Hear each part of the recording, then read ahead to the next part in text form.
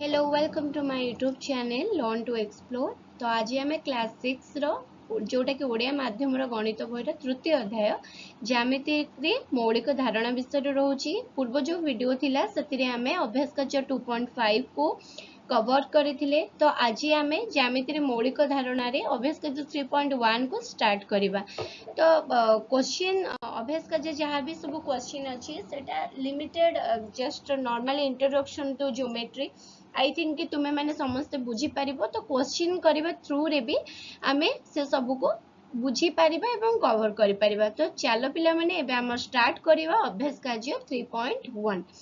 तो एठी देछि प्रथम क्वेश्चन कि गोटे त्रिभुज अंकन करिबा आमे जहाँ को कि नामकरण करिबा। ऑलरेडी मु सेटा को गोटे त्रिभुज ड्रॉ करि सारिछि एवं ए बी सी नाम रे नामित करि सारिछि।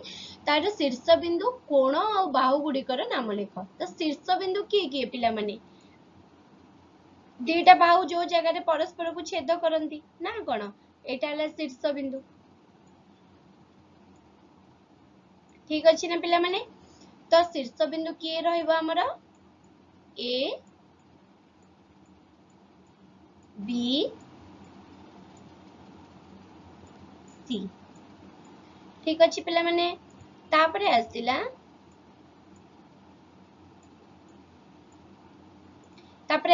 कोण। कोण माने जोठी हमरा एंगुलर माने कौणिक ज्यामिति सृष्टि होची दुटा बाहुर छेद बिंदु रे जो कोणटी सृष्टि होची। ठीक अछि पिला माने। तो कोण कोण कोण हबो हमर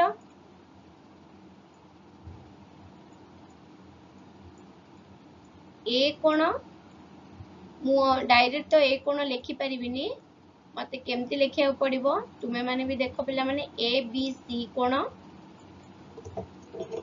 बी सी ए कोण जोटा कोण रहइबो पिला माने सेटा मझी रे रहइबो। एटी ए बी सी माने बी कोण को बुझौची बी सी ए माने सी कोण को बुझौची सी ए बी माने ए कोण को बुझौची।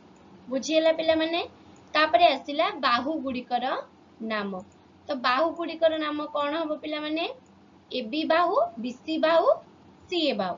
तो बाहु रे सिंबल भी हमें देकी लिखिबा ए बी बाहु। बाहु रे सिंबल कोन पिला माने ऊपरे हमें गार दबा बी सी बाहु सी ए बाहु। ठीक अछि पिला माने।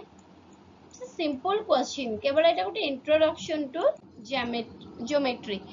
वृत्त रे तार व्यासार्ध केंद्र को दर्शा। एटा गोटे वृत्त अछि पिला माने तार केंद्र कोन रहिला हमर केंद्र रहिला ओ। केंद्र माने एई जगह रु हमें जुआडे भी गार टाणीबा व्यासार्ध नबा से सबुर सेम जो मेजरमेंट सेम रहइबो। तो एटी ओ रु पी पर्यंत जो आछि ए ओ पी हला एटा हला व्यासार्ध। ठीक अछि पिला माने।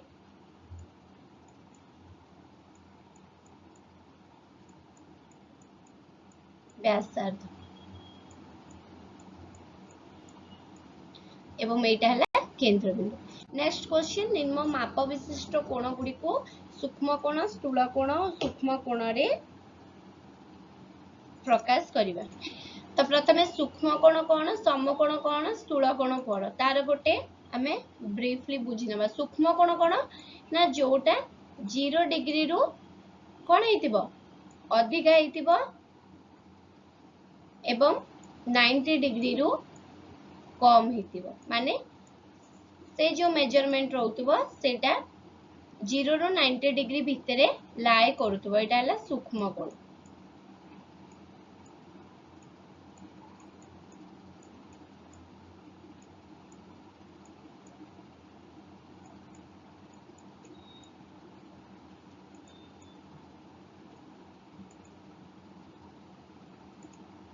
टिके पिले एटी जगह हलानी कोण 90 डिग्री रु कम एवं 0 डिग्री रु अधिका हेतिबो। तापरे आसिला समकोण। समकोण जे कि 90 डिग्री हेतिबो। समकोण रो वैल्यू केते ऑलवेज 90 डिग्री।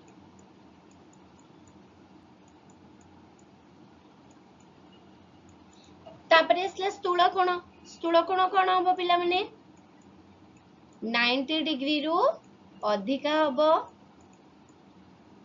ठीक अच्छे 180 डिग्री रु कम हम ता माने 90 रु 180 डिग्री भितर लाई करिवो तो से अकॉर्डिंगली हमें जो देखिबा 30 डिग्री 0 रु 90 डिग्री भितर आछि तेनु करी ए एक सूक्ष्म कोण ठीक अछि जोटा मु ब्लू कलर रे मार्क करछि सेटा सूक्ष्म कोण तो आउ किस देखि दो 175 सेटा 90 डिग्री रु 180 भितर आछि मु ताको वायोलेट कलर रे मार्क कर दोछि पिला माने 90 डिग्री ता समकोण तो सेटा गोटे यूनिक कलर जेमते ले भी रहइबो तो यूनिक ठीक अछि तापरे 45 0 रु 90 डिग्री भितर आसी जाउछि पिला माने तो सेटा हमर सूक्ष्म कोण हबो 89 आल्सो 0 रु 90 भितर आछि तो सेटा हमर सूक्ष्म कोण हबो तापरे 115 सेटा कहा भितर आछि स्थूल कोण भितर आछि तो हमें ताको वायोलेट कलर एटा स्थूल कोण 95 आल्सो 90 रु अधिक 180 रु कम तो स्थूल कोण 20 डिग्री सेटा सूक्ष्म कोण रे आसुछि तो एठी शेष होछि आज रे हमर ए वीडियो एवं अभ्यास कार्य नेक्स्ट वीडियो रे हमें आउ गोटे अभ्यास कार्य सहित देखाबा ठीक अछि पिला माने से पर्यंत मन दे पाठ पढ़ भल मनीष हो थैंक यू।